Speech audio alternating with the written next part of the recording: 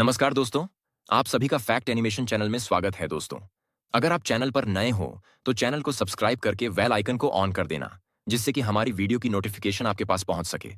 प्राचीन समय में उज्जैन के राजा विक्रमादित्य एक महान, साहसी और न्यायप्रिय शासक थे। एक दिन एक तांत्रिक साधु उनके दरबार में आया और उनसे एक विशेष कार्य करने को कहा। साधु ने विक्रम से कहा कि वह जंगल में एक शमशान के पेड़ से लटके हुए एक बेताल भूत को पकड़कर लाए। यह कार्य आसान नहीं था, क्योंकि बेताल एक चालाक और रहस्यमयी आत्मा थी। फिर भी राजा विक्रमादित्य ने वचन दिया और रात के अंधेरे में शमशान पहुंचे।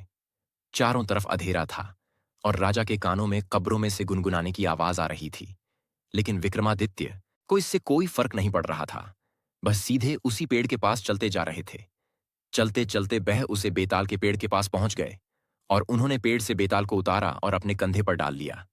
जैसे ही वे चलने लगे, तभी बेताल ने कहा, मैं तुम्हारे साथ तभी जाऊंगा जब तक तुम मेरी पहेली का उत्तर दोगे और मेरी 2 शर्त मानोगे। राजा ने बेताल से कहा, ठीक है, क्या है तुम्हारी वो 2 शर्त? बेताल ने राजा विक्रमादित्य को अपनी शर्त बताई और कहा, मेरी पहली शर्त यह है कि तुम अपने मुंह से कुछ भी नहीं बोलोगे। अगर तुमने कुछ भी कहा तो मैं वापस लौटकर चला जाऊंगा। और मेरी दूसरी शर्त यह है कि अगर मैंने तुमसे पहेली पूछी तो तुम्हें उस पहेली का सही उत्तर देना होगा। अगर तुम पहेली का सही उत्तर नहीं दे पाए तो तुम्हारा सर फट जाएगा। राजा विक्रमादित्य को बेताल की शर्त उसी के पक्ष में लगी, लेकिन विक्रमादित्य साधु को वचन दे चुके थे। इसलिए राजा विक्रमादित्य ने बेताल की शर्त मान ली और चलते चलते बेताल ने अपनी पहली पहेली पूछी और कहा, एक नगर में एक अत्यंत सुंदर और गुणी कन्या थी।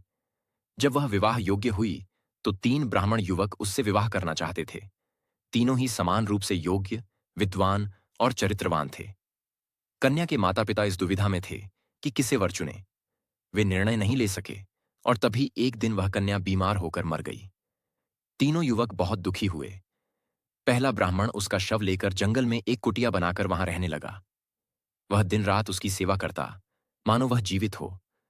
दूसरा ब्राह्मण सन्यासी बनकर देश देश घूमने लगा। एक दिन वह किसी राजा के यहां रुका, जहां उसने एक तांत्रिक ग्रंथ देखा जिसमें मृत को जीवित करने का मंत्र था। उसने वह ग्रंथ चुराया और वापस आ गया। तीसरा ब्राह्मण अत्यंत दुखी होकर उस कन्या की चिता के पास सो गया। एक रात एक राक्षस वहां आया और उसकी हड्डियां खाने लगा। ब्राह्मण ने बहादुरी से राक्षस से लड़ाई की और उसे भगा दिया। बाद में तीनों फिर एकत्रित हुए। दूसरे ब्राह्मण ने मंत्र पढ़ा और कन्या को जीवित कर दिया। अब तीनों ने दावा किया कि वही उसका सच्चा पति है। बेताल ने राजा विक्रम से पूछा, इन तीनों में से सबसे योग्य वर कौन है?